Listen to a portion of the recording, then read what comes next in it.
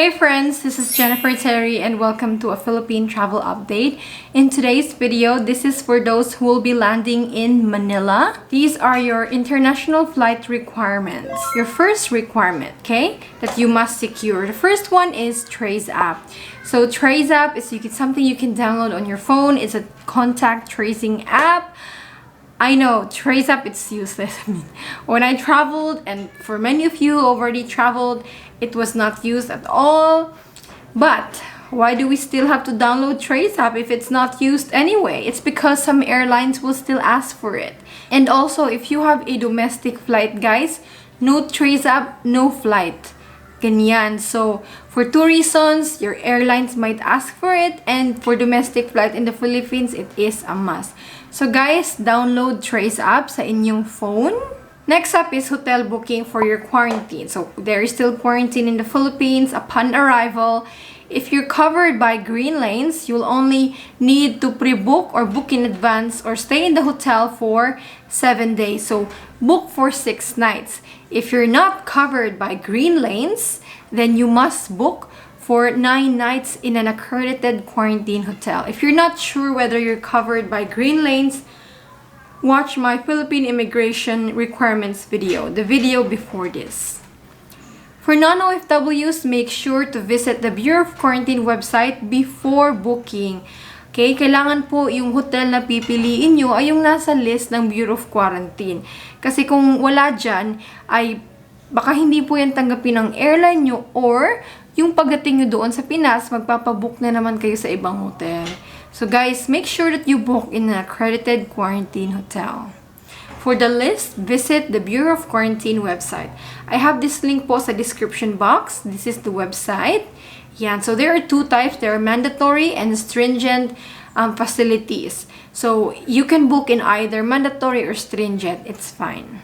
For those coming from the 10 countries, okay po, yung mga, especially yung sa mga special commercial flights, mga non-OFWs po, dahil galing po kayo sa restricted na country, you have to book for 14 days po because your quarantine is 14 days. This is for those coming from the travel restricted countries, UAE, Oman, India, Bangladesh, Sri Lanka, Pakistan, Indonesia, Thailand. Moving forward, for OFWs, di na kailangan mag-book. Libre po for everything. Sana all libre. Yes, yung hotel nyo po, hindi nyo na po yan ibubook. Pagdating nyo sa airport, mismong OWA po ang magbibigay ng hotel sa inyo. They will allocate a hotel for you. Yung mga dependents ng OFW na kasama uuwi na kanilang OFW na family, libre din. Sana all. Okay, libre po. Wala po kayong babayaran dyan. Yan po ay covered ng government natin, coming from the national government. Ang gawin nyo na lang, instead na mag-book sa hotel dahil hindi nyo naman yan kailangan, mag-register na lang kayo sa Oasis. Ito po yung Oasis or OFW Assistance Information System form. Need po yan ng different government agencies para sa information ng inyong transportation, ng hotel, ng testing, yan. Mag-register lang po kayo sa Oasis. Madali lang po yan gawin, mga within 5 minutes. Moving forward, next step naman is yung ECIF.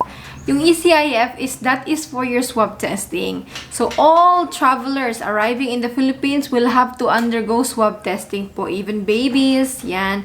Kahit anong edad nyo pa. If let's say you have a medical condition na hindi kayo pwedeng iswab, then you need to get a certificate from your doctor. For your ECIF, for swab test registration, you must do this 3 days before your flight, okay?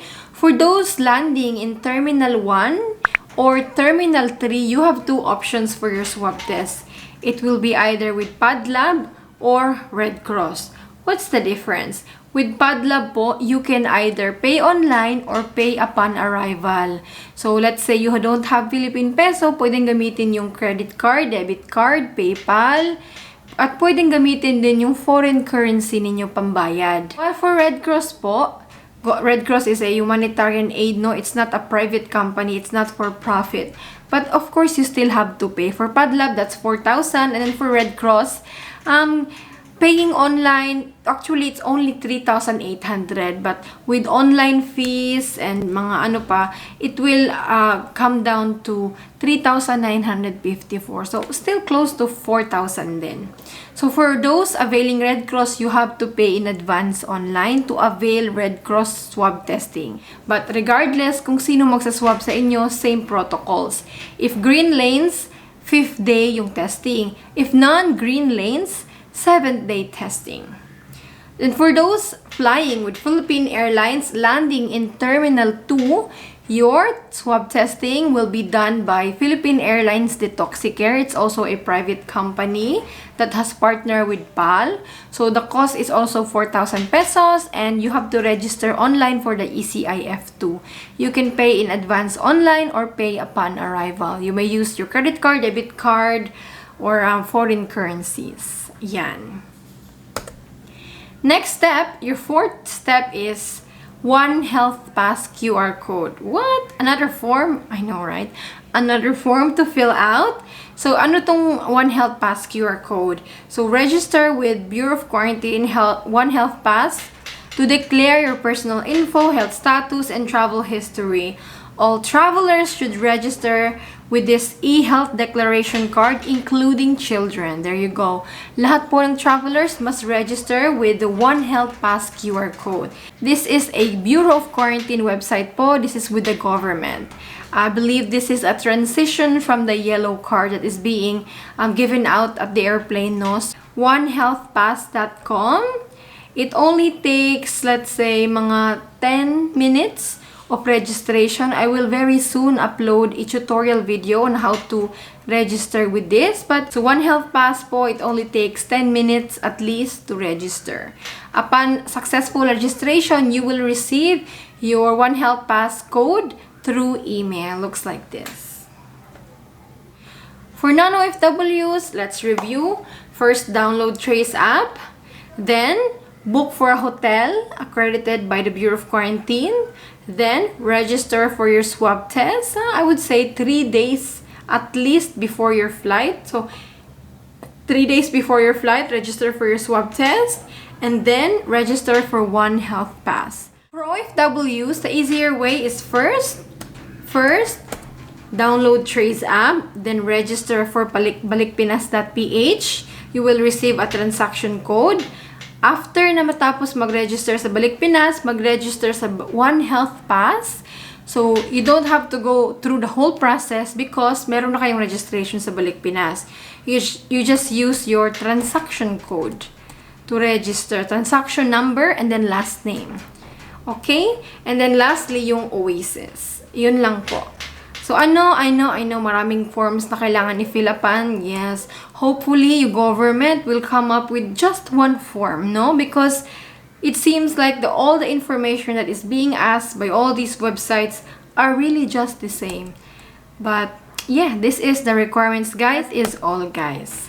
So, if you have the complete requirements, huwag kayong makabahan sa inyong flight. If you're wondering what are the requirements for immigration, I made the last video. You can check that out. Yeah. So, importante po na masecure nyo ang mga documents or mga requirements na ito to make sure that upon check-in abroad, you don't have any problem na sa airline.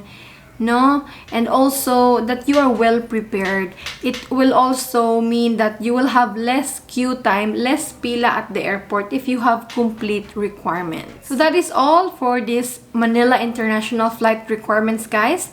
Thank you so much for watching. Did I miss anything? I don't think so, but comment down below if you have experience flying to the Philippines recently, if you have anything to add. And don't forget to like this video, subscribe to the channel, and I'll see you again with another travel update. Take care, and I'll see you soon. Bye!